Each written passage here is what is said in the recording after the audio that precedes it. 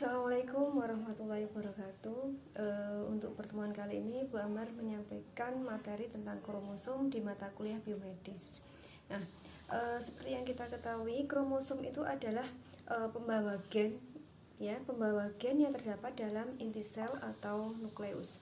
Kemudian kromosom itu terdiri dari DNA, RNA, dan protein. Nah, bagian-bagian kromosom ya, bagian-bagian kromosom itu adalah ada telomer, kemudian ada kontriksi sekunder, kemudian ada satelit, ada kontriksi primer yang dimana ada sentromer dengan kinetokornya, kemudian ada lengan.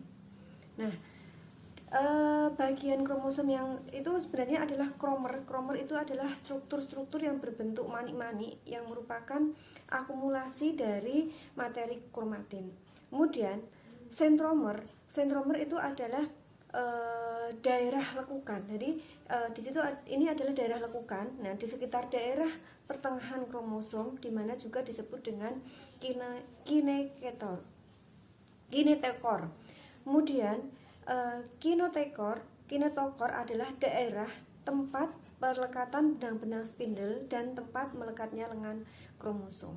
Nah, kemudian ada telomer. Telomer ini adalah bagian yang paling ujung kromosom yang fungsinya menjaga stabilitas bagian ujung kromosom agar DNA tidak terurai. Kemudian yang berikutnya ini adalah satelit. Satelit adalah bagian kromosom yang membentuk bulatan, ya, jadi bulatan-bulatan dan terletak di ujung lengan kromatit. Nah, manusia sendiri itu mempunyai 23 pasang kromosom, yang dimana 22 pasang kromosom itu antara laki-laki dan perempuan itu sama, ya. Jadi hanya satu pasang kromosom yang berbeda. Di situ adalah kromosom seks atau genitalia. Ya. Nah, sekarang kita membahas tentang DNA. DNA itu disebut dengan deoxyribonucleic acid, ya, disebut juga deoxyribonucleic acid. Di mana bentuk DNA, ya, DNA itu berbentuk helix, ya, berbentuk helix atau double helix, ya. Nah, double helixnya itu kita sebut dengan polinukleotida, di mana dalam nukleotida itu terdiri dari gula, basa, dan fosfat. Nah, di mana nukleotida itu ada nukleosida. Di dalam nukleotida itu ada nukleosida, di mana gulanya itu berpasangan dengan basa, ya, di mana itu ada dua macam gula, yaitu gula ribosa atau disebut dengan pentosa dan gula deoksiribosa atau aldopentosa. Ya, pasangan basa itu ada dua, yaitu purin dan pirimidin. Di mana purin itu terdiri dari A, adeninin, dan G, yaitu guanin. Jadi yang purin itu ada adeninin dan guanin.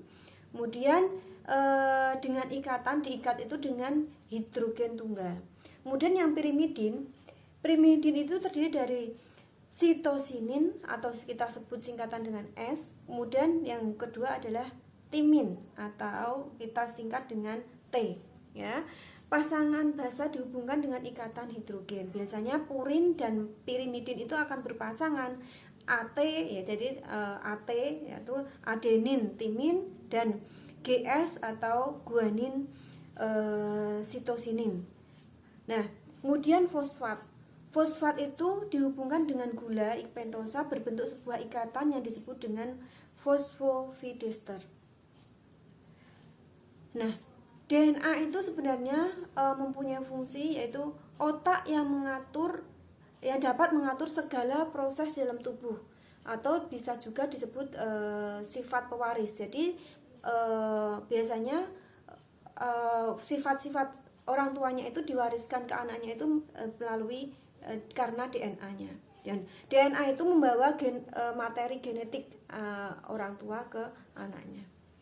Yang berikutnya yaitu struktur struktur RNA yang kita sebut dengan ribonucleic acid. Jadi ribonucleic acid adalah RNA. Nah, RNA itu berbeda dengan DNA. Kalau DNA itu 2 helik, kalau RNA adalah 1 helik, di mana hasil transkripsi dari satu fragmen DNA itu adalah RNA. Jadi lebih pendek dibandingkan dengan DNA karena hasil dari transkripsi. Nah, fungsi RNA itu yang pertama sebagai penyimpan informasi.